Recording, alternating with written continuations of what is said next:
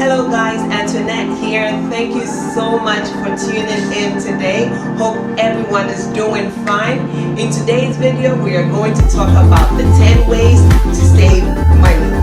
As usual, don't forget to subscribe and let's get right into the video. So, the first step in saving money, in starting your journey on saving money, is to have a budget. How do you start a budget, or how do you make a budget? It's pretty simple. What are you spending your money on?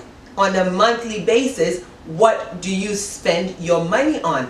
How much are you paying for utilities, for your water, for your light, for, your gas? You have to categorize that and put it into one folder. How much do you spend for rent or mortgage? Another folder. How much do you spend for groceries? That's another folder. How much do you spend for eating out, for the movies? That's another folder. You have to categorize all your expenses into folders. Now, when you do document all that, you're going to list all that and you're going to have a budget. So this is how much you have to spend for the month.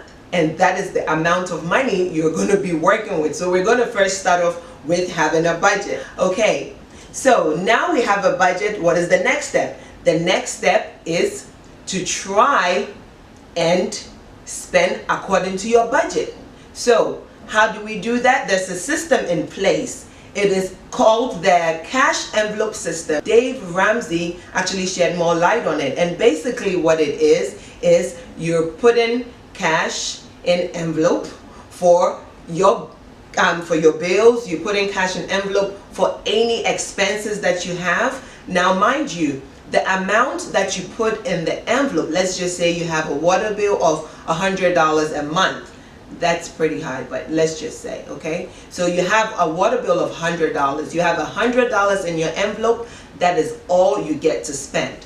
You put down that you do shop for groceries, and let's say your budget for groceries every month is about $200. You have $200 in your envelope, and that is all you have to spend. So you're kind of limiting yourself to only the money in the envelope based on the budget that you set. So this cash envelope system, I mean, it's pretty hardcore, but it's very good because it's going to keep you disciplined, especially when it comes to spending money. So that is something you need to check out, but that is another way of learning how to save money. Okay, so especially for my shopaholics out there, if you know you're an impulse buyer, this will be good for you. Have the set amount for your shopping monthly. If you have to, have that amount in an envelope, and that is all you get to spend. Okay guys, so try that out and check out Dave Ramsey and check out, see what this is all about, okay, in depth. All right, so another way of saving money is to actually old school saving. Make sure that at the end of the month, you're putting money away into your savings account, into your checking account. Just make sure you have a checking or a savings account, because you should be actually saving. You should have a savings and a checking account. That is a must, okay?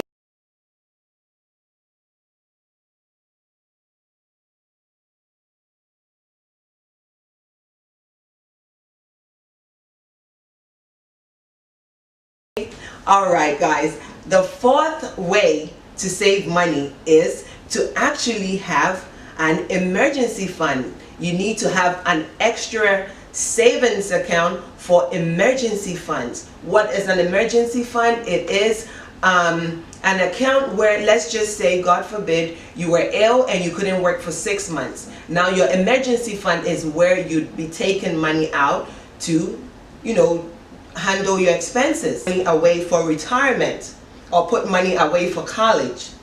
Those are other ways to save money. So make sure you check out your emergency funds, and make sure you have a retirement plan, and also make sure that you have a type of college, account for your kids for when they get older, so that you don't get too stressed with all this bills and stuff, because college is pretty expensive. Or another tip to saving money is to unsubscribe to those email links, email accounts, newsletters that, you know, are linked to your favorite clothing brand store, or your favorite tech store, or your favorite makeup store, or your favorite shoe shop, whatever it is. You know what you spend your money on that you know is not helping you. So another way is to unsubscribe to these newsletters. You know, now did you know that I just found out that legally all these companies are supposed to have an unsubscribe button or an unsubscribe link, and you can find that at the bottom of your emails. So they are required by law to, you know, to have an unsubscribe button for you. At any point, if you feel that you need to unsubscribe because it's causing you to make, you know, some reckless purchases, just do the right thing and unsubscribe, because that is another way you would save a lot of money. Because if you don't see the latest shoe that is out, you're not going to buy it because you won't see it. So, you know, just make sure that if you know that that's your weakness, you just go right ahead and hit that unsubscribe. I've done that a couple of times. I mean, you know, it's so tempting, but yeah. Another tip or another step is that you pay more than your minimum payment on your credit card bills, or any bill that you have. If you do have a little bit more, go ahead and pay it, because at the end of the day, it's going to lower your interest rates, you know. So make sure, let's just say your bill came in and you had to pay $30. If you do have an extra $20, make it $50 and pay. If you have more, you can pay. Even if you have $5, make sure that every month you're paying a little bit more towards your debt. Another way of saving money is to actually calculate how much do you get paid hourly. So let's just say you have, or you want to make a purchase, you want to buy a purse and it's $700, and you get paid $15 an hour, $20 an hour, $12 an hour. Is it worth all those hours that you've worked? Is it worth it to work, to spend all those hours at work just to buy a purse worth $700? I mean, right here we have a lot of hours, a lot of clocking in, a lot of hours at work, and then you're going to buy a purse which is $700. Do you make enough money at the moment to buy that item? Is it worth it? Is it a lifesaver? I mean, do you really need that item? Because you have to put in a lot of work to buy that purse. You know you're not making enough money to be able to afford such an item, such a gadget. I mean, whatever it is that you want to purchase. Are you getting paid a lot? Are you? But you can answer that question, and whenever you come to that conclusion, you get to make a decision if it's worth buying that or saving that money. Okay, so I think we're in the 8th step. Yes, the 8th way of saving money is to always remember to save your coins, save your change. I know we all go through the drive-through every now and then, and we get all these coins, we get pennies. A day out of the week, if it's on the weekend, and grab all your change. Have a bin, have a bottle, have a container, whatever it is. Have a place where you're going to store all your change, all your coins, because trust, every penny counts. Remember that. All right. So our next step, and I know many people are not going to be happy with this, but it's very crucial that we practice this step, and that is eating at home. For those of you out there who love eating out, if you're trying to save money, you have to cut back on that. You have to try and eat at home as much as possible. Okay, so if you're going to eat at home, you need to plan your meals. So in planning your meals, you need to have a list of groceries so that when you go out, to do your grocery list. You're not stuff, but you have your meals planned, so you know exactly what you're buying and you stick to it. Now, when you buy your items and you come home, you have to make sure that you're storing them well. If it's in the fridge, it's stored properly. If it's out of the fridge, it's kept in a dry place.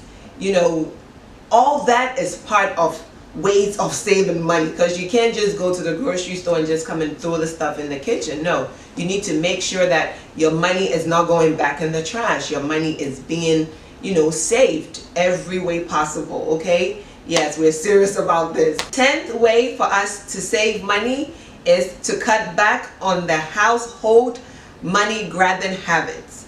What are those? So these are if you know you're not going to be in the room, if the light is on, always remember to turn the light off. If you're going to be using the water, make sure for the time the water is on, you're using it, and when you're done, you make sure it's turned off. So these are little habits that you can teach your kids, you can teach your spouse, you can teach your roommates. You know, those are little habits that, trust me guys, if we cut back on or if we work on, we're going to save money. Another way is in the cold season, or when it's in the winter time, you make sure that there's no air, you know, coming in the house. There's no cold air coming through windows, you know. So if you can have the company come out and check it, that would be great. But if you cannot, another easy way is to grab towels and just line them up all around, you know, the windows, to make sure that the cold air is not getting in the house. So feel free to always start wherever you are. Don't think don't ever think it's too late, because it's never too late, and the best time to start, guys, is now. Okay, so don't forget to like this video, give me a thumbs up if you liked the content and if this video was helpful. Also, don't forget to leave in the comment below. Leave me some comments. I want to know ways that you personally save money. I'm always willing to learn. And of course, don't forget to hit that subscribe button down below. All right guys, thank you so much for watching, and I'll see you in my next video. Bye.